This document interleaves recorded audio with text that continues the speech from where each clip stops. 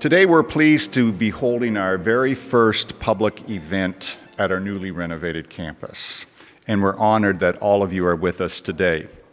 Today's event is further demonstration that University Canada West is experiencing a renaissance. And to tell you more about that renaissance, as well as to introduce today's special guest, it's my pleasure to turn the stage over to Dr. Arthur Coren, President and Vice Chancellor of University Canada West, ART.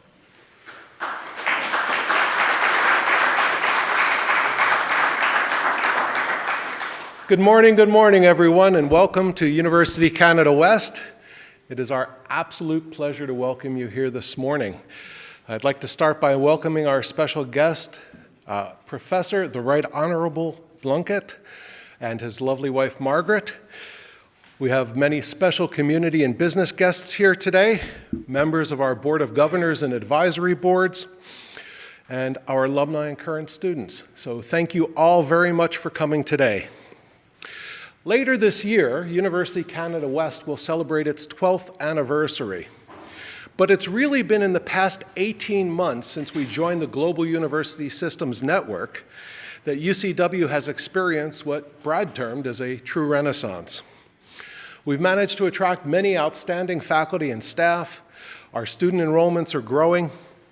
We have received an unconditional 5-year renewal from the ministry for all programs in the university. And this very historic facility is in the midst of a complete and comprehensive refurbishment. There have been many dramatic improvements, and as part of this new UCW, if you will, we are very pleased to present this morning's talk, one of many that we plan to have here at the university. It was almost 32 years ago today, it was June 10th, 1982, that the English rock band, punk rockers, The Clash, introduced the song, "Should I Stay or Should I Go?" It had absolutely nothing to do with Britain joining the EU 10 years prior. But this month, it would sure be nice to collect the royalties on that song, as it's probably a bit of an unofficial anthem, as the British government is in the midst of asking its people, and I won't sing this line, but you can all do it in your heads, well, come on now and let me know, should I stay or should I go?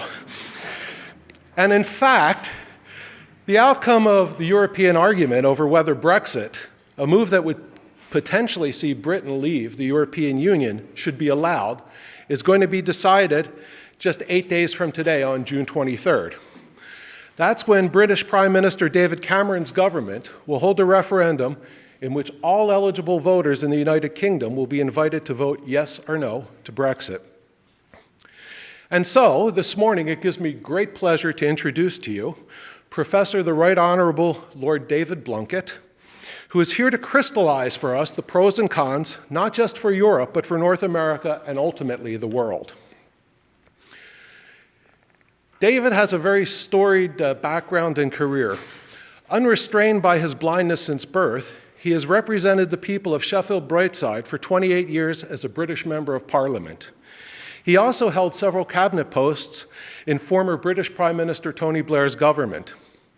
These included Secretary of State for Education and Employment, Secretary of State for Work and Pensions, and during the 9/11 attack on the United States, he happened to be British Home Secretary, where he concentrated on fighting terrorism, tackling crime, and antisocial behavior, as well as managing immigration and asylum. It was a pretty busy portfolio. Lord David Blunkett was recently appointed as chair of the University of Law in Britain.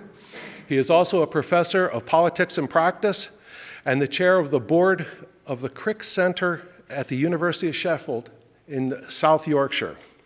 And so, welcome again, and this morning I'm very pleased to give you Professor the Right Honorable Lord David Blunkett on why North Americans should care about Brexit. Lord Blunkett.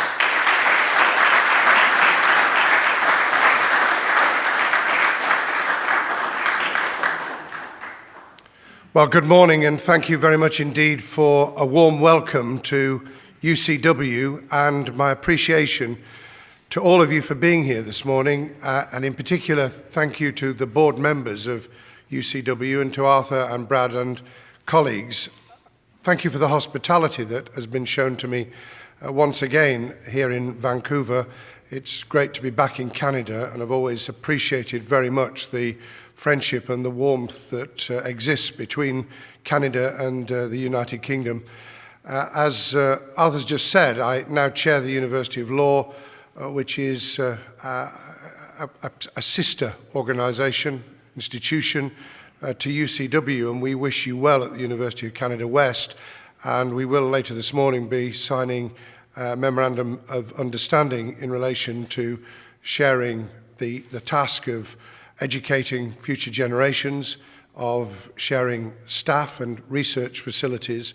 And the University of Law, which was the College of Law, has a history going back over 150 years. It has some famous alumni, one of whom at the moment is the new Mayor of London, Sadiq Khan, as well as people like Sherry Blair, Tony Blair's wife. So it's great to be here and to be able to open up the issue of what is happening in the UK and Europe and the implications that has for the wider world, including our relationships with North America. I want to concentrate to begin with. Incidentally, I'm not going to sing, so you're spared. You're spared that. I could have actually given you another version of a song, which is "You Don't Get Me, I'm Part of the Union," which has a double meaning, because I grew up in South Yorkshire, where Margaret and I now live, and where I'm proud to be a member of the faculty at the University of Sheffield. And we know that strength comes from working and sharing together. The trade union movement in my area grew on the basis that people had strength if they combined, and they were weak if they were separate. And we know that from the school playground, where the only way of dealing with a bully is by people pulling together and dealing with it together. So there's a great deal in terms of understanding about where strength lies. And the talk this morning I wish to give is about the 3 Ps. It's about power and where it lies and how we exercise it. It's about protection, whether that's on security or whether it's in terms of trade and the economy. And it's about people movements and the tremendous upheaval that's taking place across the globe, with 19 million people displaced outside the borders of their country because of division and conflict. And I suppose there's a 4th P as well, which is popularism, because at the moment we see across the world, here in North America, across the border in the US, and in Britain, and across Europe, and that's true of other parts of the world as well, an anti-politics, a kind of anti-establishment, even when it's the establishment themselves who are playing that role, as with Donald Trump, and I'll come to that a little later, perhaps. What I want to say is that there's a challenge that the British people have in the next week, which is a very considerable one. It's to understand Britain's place in the world, to understand the relationship between the nation state and globalization, and to appreciate that what one nation now does, the actions they take, the positioning that they undertake, actually does have a major knock-on in terms of what happens to other people in other countries, as well as to your home population. I mentioned the issue of power because I think it's really important. What has changed my mind in relation to the European Union and my attitude in terms of global politics over the last 45 years is very simple. The world has changed beyond all recognition. Increasingly rapid globalization has changed the nature of how we work and how we operate together. Power in the private sector, from Google to Facebook, from Apple to Amazon to the big mining corporations, the role of credit rating agencies and international finance has changed over those years beyond all recognition. Power in terms of the nation state has changed with the growth of the economies of China and India, 1.2 billion populations in both of those countries, the coming together of nations in free trade areas. Here in North America, the growth and development of the European Union with 28 countries, the changed role of Russia post the end of the Cold War, but with enormous challenges in terms of geopolitics, and the way in which we are affected by decisions taken across the globe by others, whether it's in the boardroom or the cabinet room, and the way in which we need to react to that. So that shift of power requires an understanding by the nation state of how they can exercise influence, how they can deal with the enormous challenges that we now face, from environmental and ecological challenges through to the decisions that are taken that affect people's livelihood and the opportunity of work, and how we deal with the spin-offs of that in terms of the great challenges of the moment. I mentioned protection. Having been Home Secretary for almost 4 years at a time of great destabilization, the aftermath of the 11th of September 2001, I recognized very quickly that we could only really take on that enormous task if we were prepared to share and work together. Not just, of course, within the European Union, because we have links with you here in Canada and with the United States, with Australia and others, in terms of the way in which we've long shared the task of protecting ourselves, but also in terms of understanding how our own people will perceive that threat and how we deal with the subliminal as well as the overt fear. We have at the moment in the UK a situation where people are, I think, very often bewildered and fearful about the rapidity of change. What is happening in their street, in their community, in their neighborhood, in their town or city, how the perspective is changing around them so quickly that it's very hard for them to be able to come to terms with that and to deal with it effectively. For those of us who travel and have all our lives traveled across the world, who see ourselves operating in that global environment, it is necessary to keep on reflecting that that isn't true for the bulk of the populations that we serve. That for many people, that change in the world, that globalization, is a threat, not a promise. It changes the nature of the language they hear spoken around them, the nature of the religion and faiths that are being practiced around them. It changes the nature of how they see themselves and whether they are, if you like, feeling the uncertainty and instability that then leads to them being worried and frightened of that change. And understanding that is the prerequisite to using the power of government, the power of education, the power of persuasion to ensure that people see that we have to handle that change rather than pretend that we can block it. And I learnt that many years ago when I was leading the city of Sheffield, population 560,000, at the time that Margaret Thatcher was Prime Minister in Britain. The steel and engineering industry in my area were collapsing, partly because of technological change, partly because of decisions being taken by government, partly because of pressures, global pressures in terms of the way in which trade was operating and the way in which other countries were developing their capacity. At that time, there was a choice. There was a choice between dealing with that change positively, investing in people, working with people locally so that they could overcome the fear of loss of job, of loss of status, of loss of income, or to actually just leave people to flounder, to have to cope with that individually. And we in the city did our best, in the teeth of a government that took a different view, to actually help people and support people mutually through that change. And I want to say today, that's the same attitude we should be adopting in relation to Britain's role within the European Union, and therefore Britain's role in the world, that mutually, working together, we can deal with the enormity of globalization. We can help people through the uncertainties and fearfulness of that change.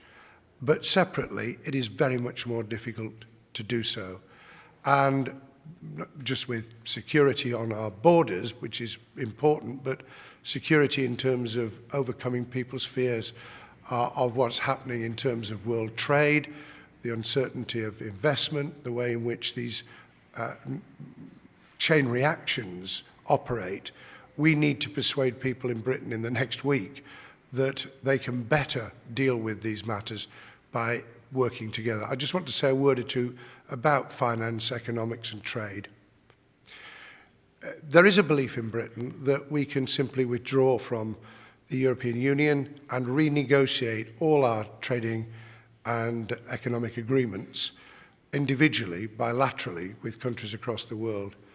I think there's a failure to appreciate the interrelationship of economies and trade and the way in which others see the United Kingdom. We are a plucky little nation of 64 million off the coast of Europe, but we're not, as some people in Britain think, the powerful global empire that many have nostalgia about and which has affected the way the Brits have both seen themselves and been seen by others for far too long. We've got an enormous contribution to make, but we'll best make it by being part of that broader union, and we'll best make it by recognizing the contribution we can make in that changed world. And that's true economically and financially as it is with trade.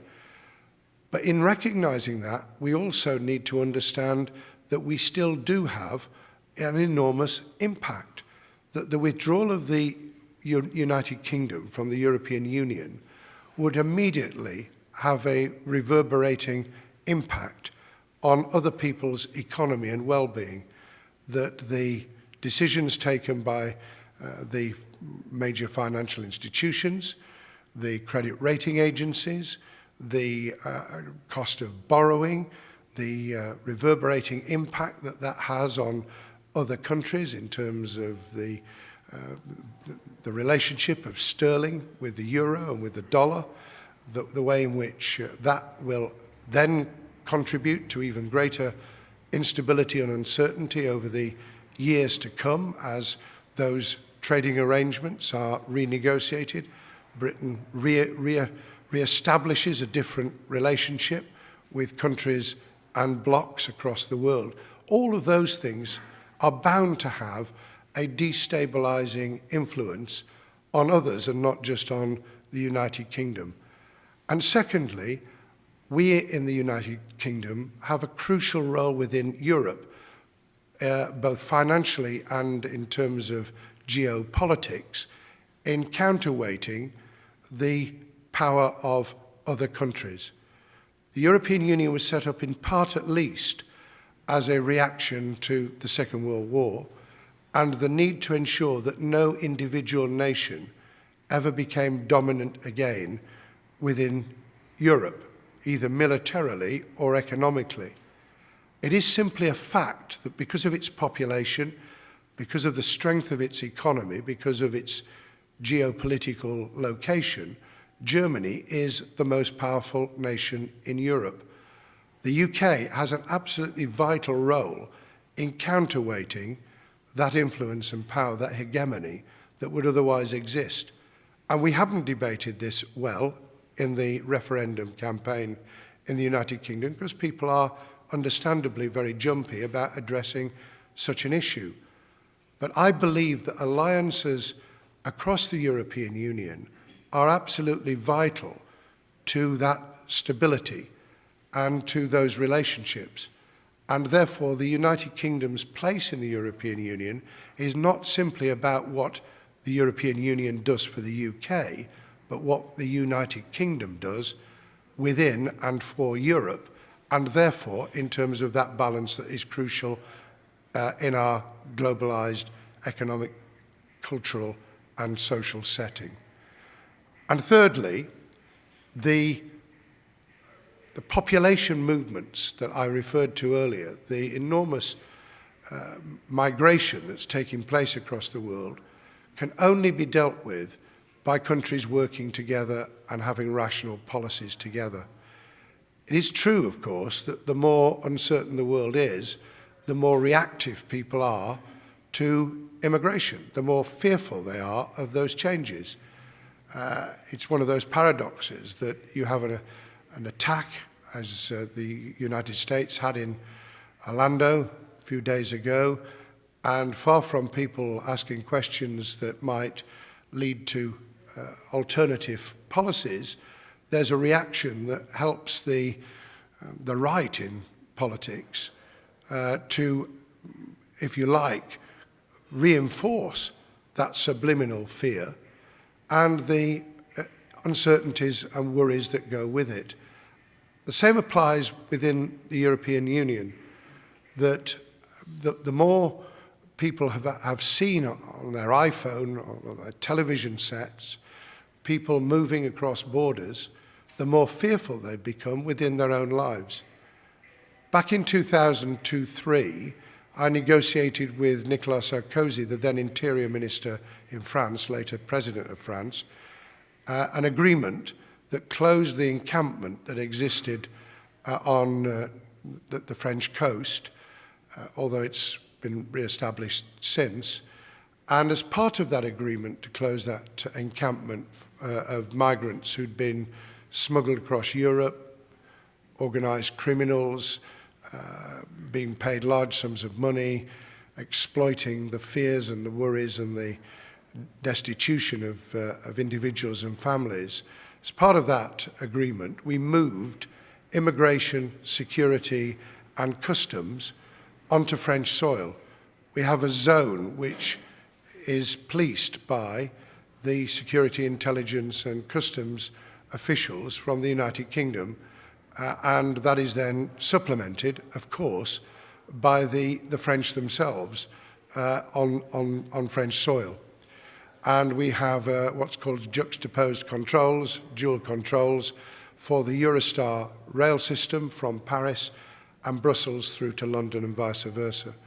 And those controls have provided a reinforcement of the UK's borders, having moved those borders so that no one can legally reach UK soil without going through those processes by land, in a way that has actually secured the UK uniquely in terms of the European Union.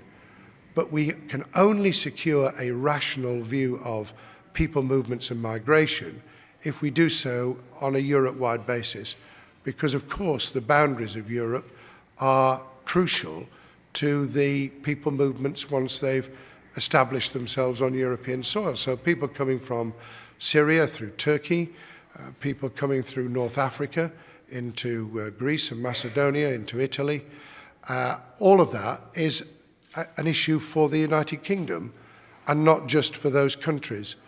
Getting that across has been extremely difficult in the UK, and it really brings me back to the geopolitics and to the anti-politics that I was mentioning earlier, because whether it's power in the world, whether it's protection and security, whether it's on trade or whether it's on people movements, somehow we have to, and this is why it's relevant to all of you here in Vancouver and in Canada, we have to establish that we do not operate as individual nations any longer, that we are part of that wider global sphere, that we are interlinked together irrevocably, whether we like it or not, and therefore we need to operate on that basis, sharing, thinking, working out solutions together. And those who are developing the anti-politics, the view that you can wave a magic wand and suddenly the world will change for the better, or we can reverse change so that we go back 50, 60, even longer years, are not only deluding themselves, but dangerously deluding and misleading their peoples. And when we do that, we build mistrust. We undermine confidence in democratic political processes. We mislead people into believing that there are simple solutions to highly complex and difficult challenges, and there are not. And it is, of course, not to mislead and to misunderstand the way in which people think. George Orwell, author of Animal Farm in 1984, once wisely said in attacking communists that the problem with those who were of a Marxist disposition was that they didn't understand what was going on in other people's heads. I think that's a really profound thought for all of us in terms of understanding how people are thinking and feeling. But we have an obligation then to debate, to argue, to persuade, to educate, and not simply to exploit what is going on in other people's heads. And my great fear at the moment, in 2016, is a Donald Trump presidency in the United States linked to a Vladimir Putin presidency in the Russian Federation, linked, Lord help us, to who knows whom as Prime Minister of Britain, were the UK to come out of the European Union, and the ruling Conservative Party to divide itself even more than it is at the moment. And the reason that matters to you is because of all the things I've said this morning in relation to the knock-on impact that that would have across the globe, never mind the friendship, the coming together, the sharing of our history between the UK and Canada. To coin a phrase from the Chancellor of the Exchequer in Britain, George Osborne, we're all in this together. We didn't actually believe that he was all in this together, by the way, when he was implementing austerity measures, which he went through many years ago. But in this global world and in this confused and difficult and challenging situation, we are literally all in this together. And it's why it's crucial that on the 23rd of June, the people of the United Kingdom vote to stay within the European Union, to play a positive part within that union and globally, and to re-establish Britain as a force for good and a force for positive change, working with our friends and your friends across the world. Thank you very much indeed for inviting me.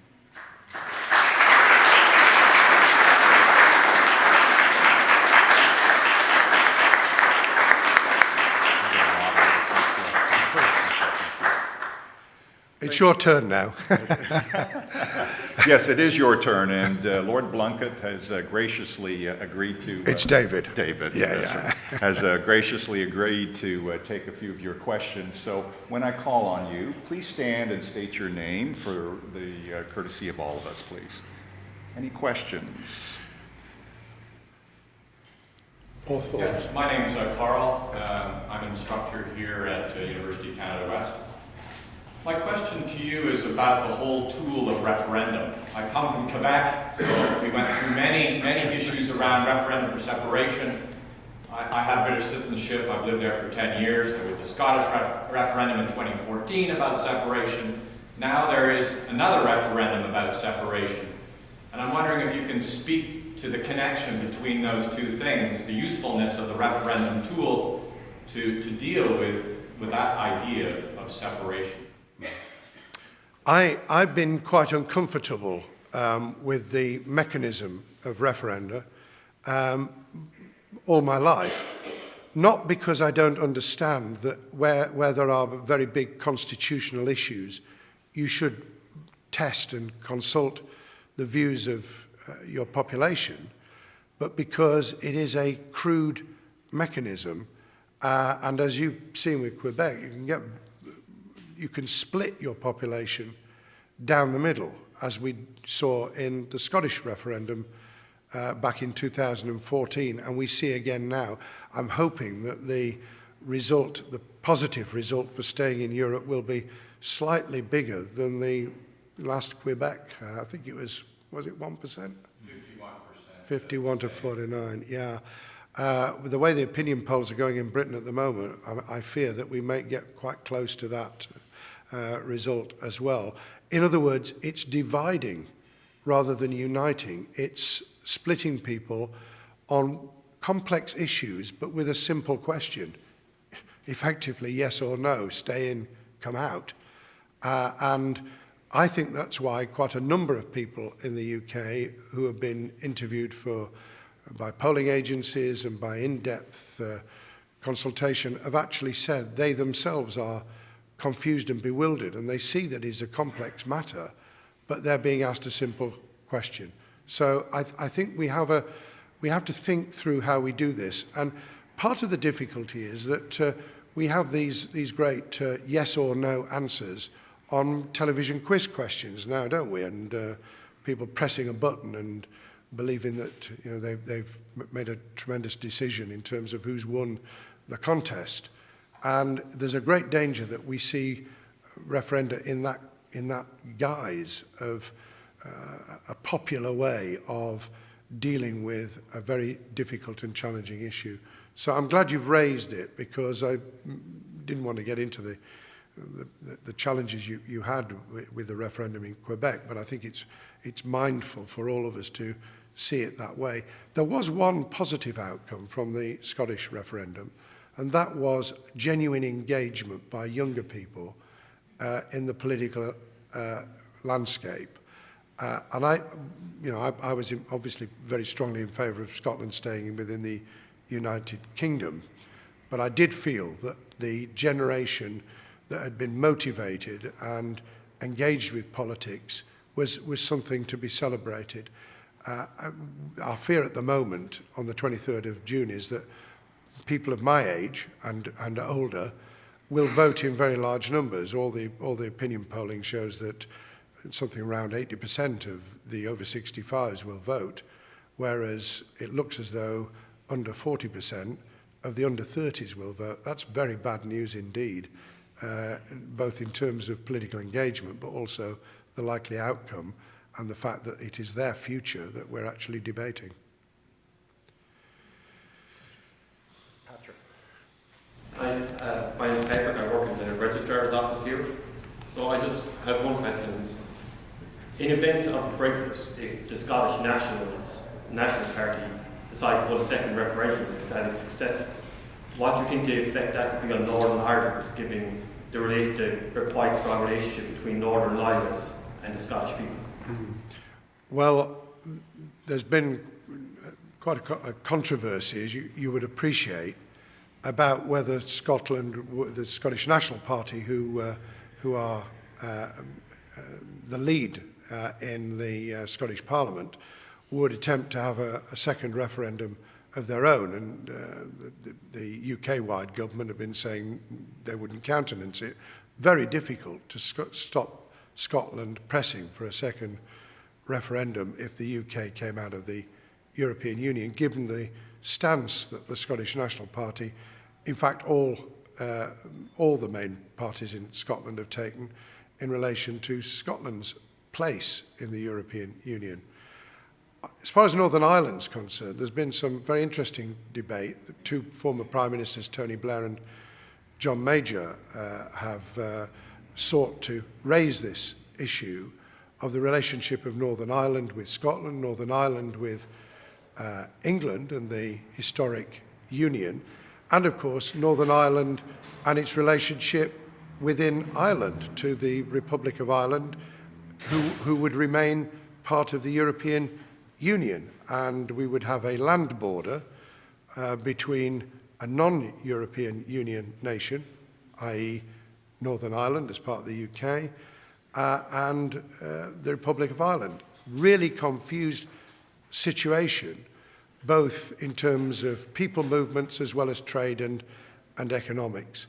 And I fear that were we to come out, that would start to impact and unravel the very, very difficult historic relationships that have been built up and the delicate peace process that's been established over the last 20 years is not insignificant.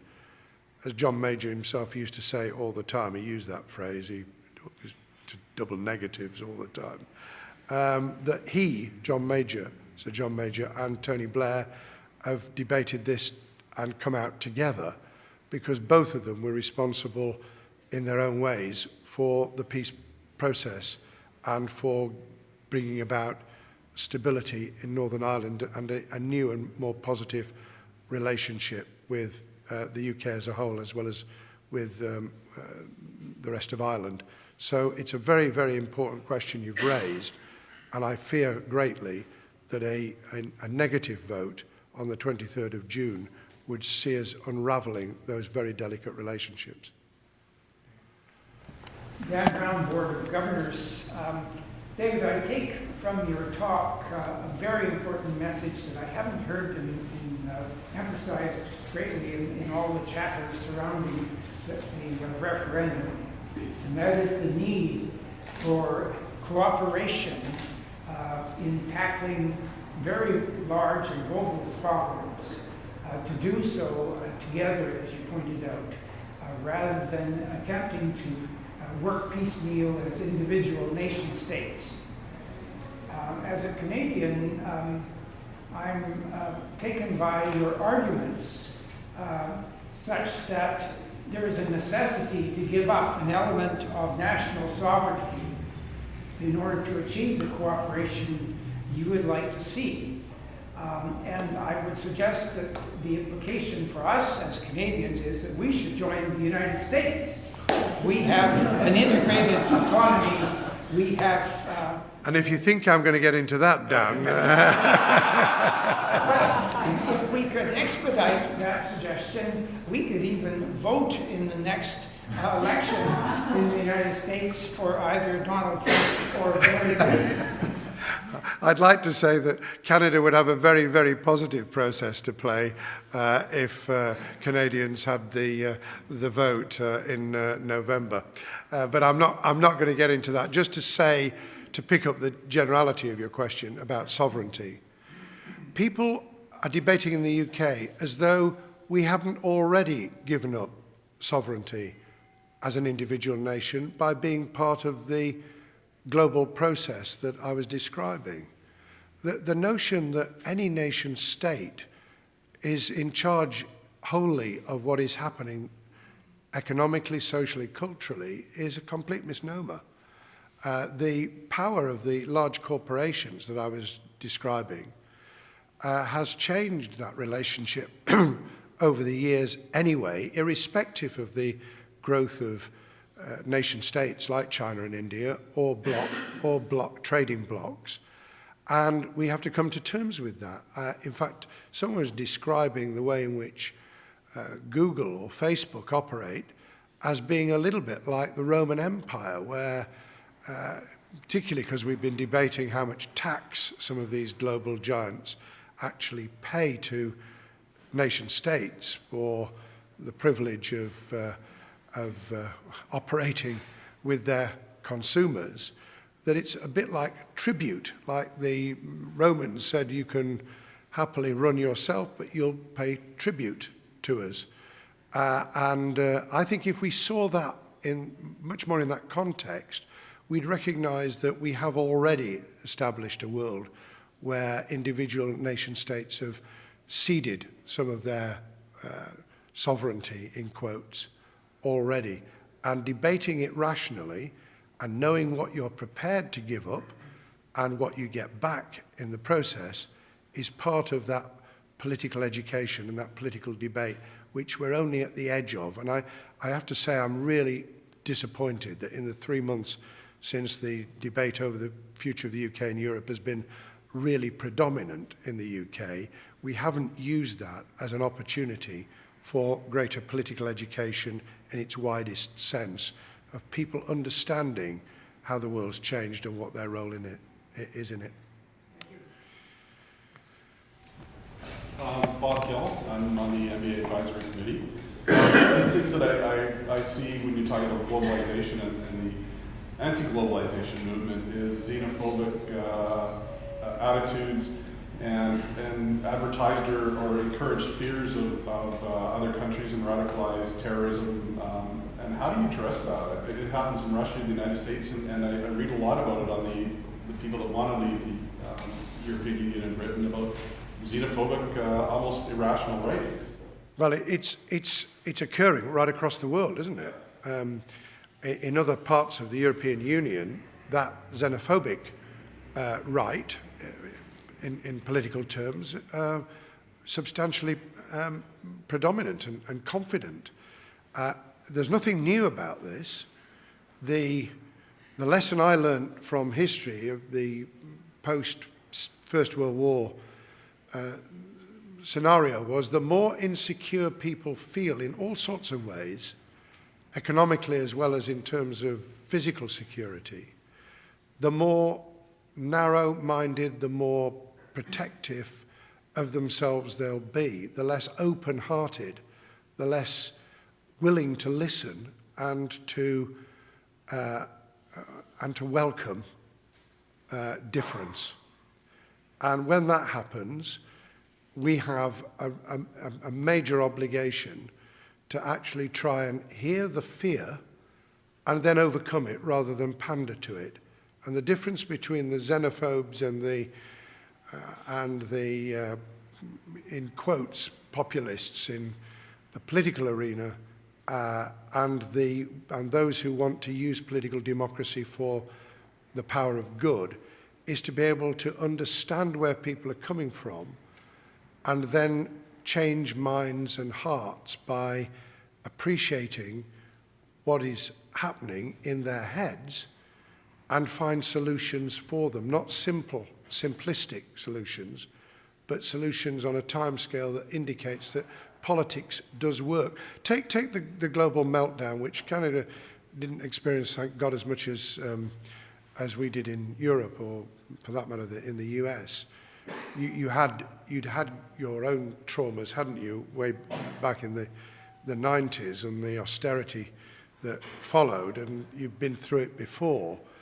But in 2008, initially, people were blaming the banks and the financial system, subprime mortgage crisis in the US, and all the spin-off that came from that. It didn't take long before they started to blame the politicians for it. And if those of you who've traveled to the UK and to Europe recently will realize that actually when people start to reflect on what happened, the banks have almost walked away scot-free now. And the politicians who are blamed for what's happened. And actually, it was democratic politics that rapidly pulled together with the G20 to stabilize the situation and to ensure that what had been initiated in terms of financial meltdown didn't end up with a catastrophic political meltdown. And I think we've got to do the same in terms of the fear of global movement and of insecurity and instability. The two big things together at the moment are clearly the knock-on impact of ISIL and what's happening in Syria and how that impacts on people's perceptions and feelings, and the people movements, which are, of course, associated with it as well. 4.5 million people from Syria in neighbouring countries, and get the message across that we can only handle this rationally and sensibly if we do it together. That is quite a hard message, because it's a message of gradualism, of facing difficulties rather than pretending they don't exist, of understanding that you can't build a wall between Mexico and the United States and solve your problem.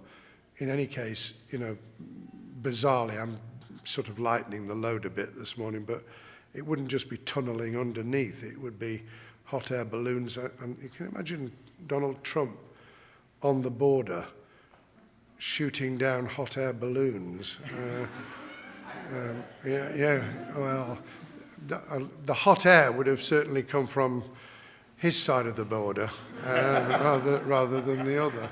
It is bizarre, but it's a reaction, and it's a reaction that has a resonance with people who resent what's happening to them and believe that other people don't understand how they feel. My name is Catherine Vertesi. I'm also on the Board of Governors. So I've spent a lot of my life traveling because I've done so much international education over the years. And it always strikes me that Britain is, when I'm in the UK, it's the only place where I see real welcoming of people who are not white into the mainstream of life. I travel in France, I travel in Switzerland, I travel in Germany, I travel in Scandinavia, I travel in southern countries. It's when I turn on the BBC, I see people from all different backgrounds who are the news readers. When I walk down the street, I see people in business suits who come from all different, obviously come from all different kinds of backgrounds. So one of my biggest concerns about Britain withdrawing from the UK, from the EU, is it's like almost the only model of the good side of integration. And although on the one hand, we have some xenophobia going on, I think there needs to be a celebration of the integration that has happened over years and years and years of people from across the Commonwealth joining UK citizenship. Who do you see taking on that kind of lead and that kind of human rights lead within the EU without Britain there, who constantly brings those issues up? Well, thank you for saying that. We do, Catherine, have our problems. And I think London is probably different to other parts of England. Scotland's traditionally been very welcoming of difference and still is. London is a metropolitan global city and is reflected now in the election of a mayor in May of this year of Muslim background. We couldn't have believed that 20 years ago. And that is, I think, both a positive symbol, but it was also a positive outcome of a quite messy mayoral election where things were said that shouldn't have been said. But the people of London chose to vote for Sadiq Khan. Now, that's a positive.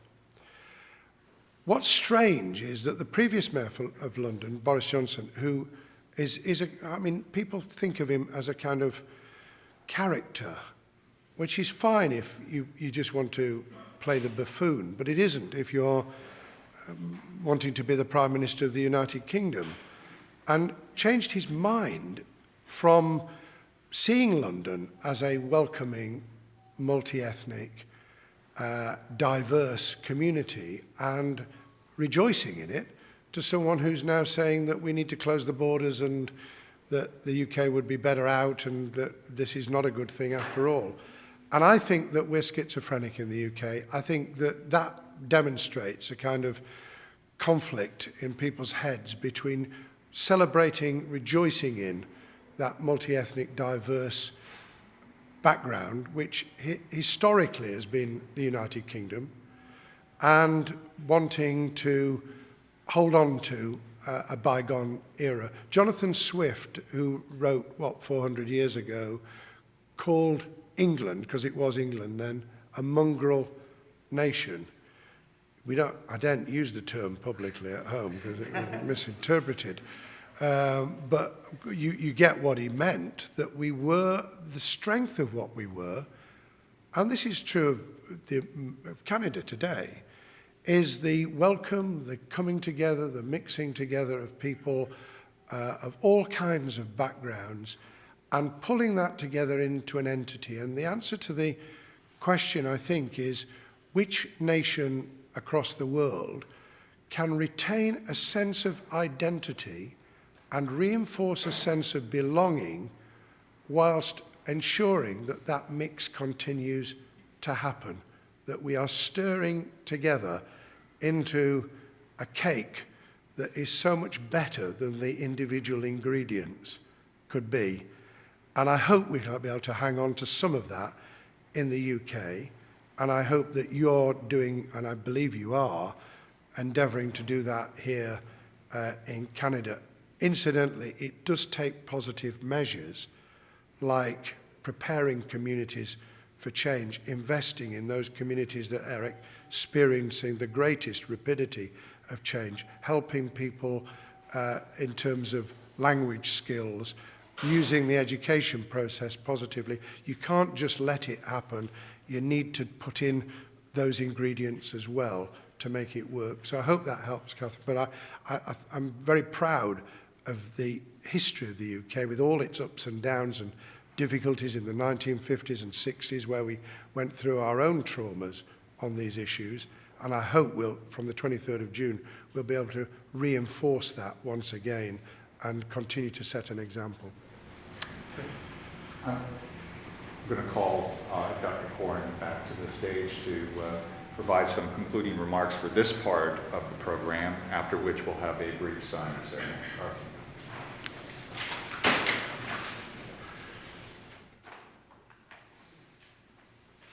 Lord Blunkett, thank you very much. Thank you. Ladies and gentlemen, first of all, I'd like to take a moment to thank Lord Blunkett. As Dr. O'Hara mentioned, in a moment we will be going into an MOU signing ceremony, and then there will be a little bit of time for mix and mingle and some refreshments as well.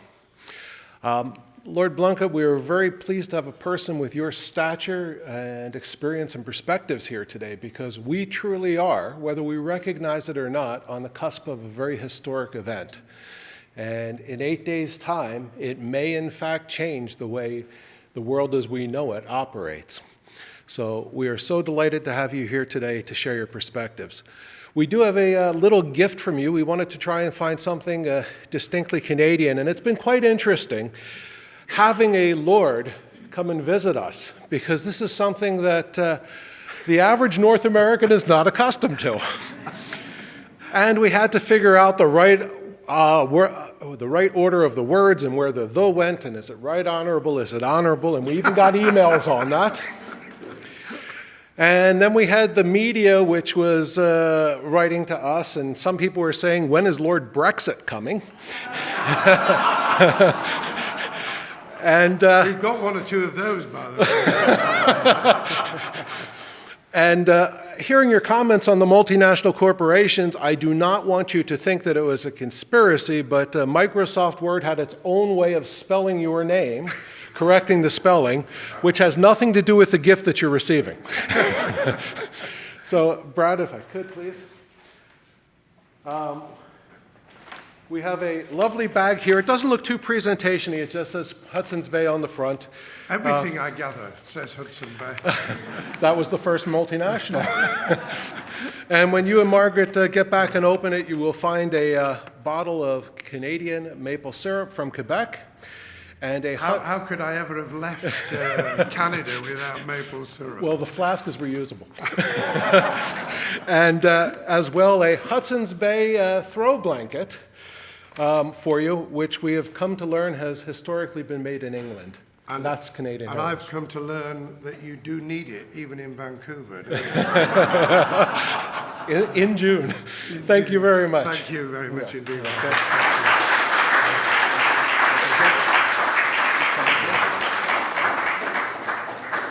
Margaret's going to bring you over to the side. As we mentioned, we have one final piece of business this morning, a brief signing ceremony. As President Corn mentioned in his introduction, Lord Blunkett serves as chairman of the board of the University of Law. And in addition to being the UK's longest established specialist provider of legal education, the University of Law also serves as home to the De Brock School of Business. The unique strengths of the University of Law, combined with those of University Canada West, and also in light of the fact that we're both members of the same system, as was mentioned this morning, the global university system of institutions, really presents an opportunity for collaborative work on many fronts. Thus, in recognition of this, Lord Blunkett, in his capacity as chairman of the board, and Dr. Corn, in his capacity as president and vice chancellor of University Canada West, will now sign a partnership agreement between the institutions. As they sign the agreement, I'll read some of the highlights. University Canada West and the University of Law, being contemporary and innovative institutions that offer undergraduate and graduate business studies, and wishing to promote cooperation between the two institutions, agree to explore collaboration on academic programs, the development of joint research activities, and facilitate university staff exchanges or mutual visits to both institutions, as well as student exchanges and/or visiting programs. The exchange of information, including the results of teaching and research collaboration, and any other activities viewed to be mutually beneficial. In the spirit of this cooperation and given common proprietorship ties, both institutions deem a mutual benefit in declaring this arrangement an international partnership. Thank you, gentlemen. And let the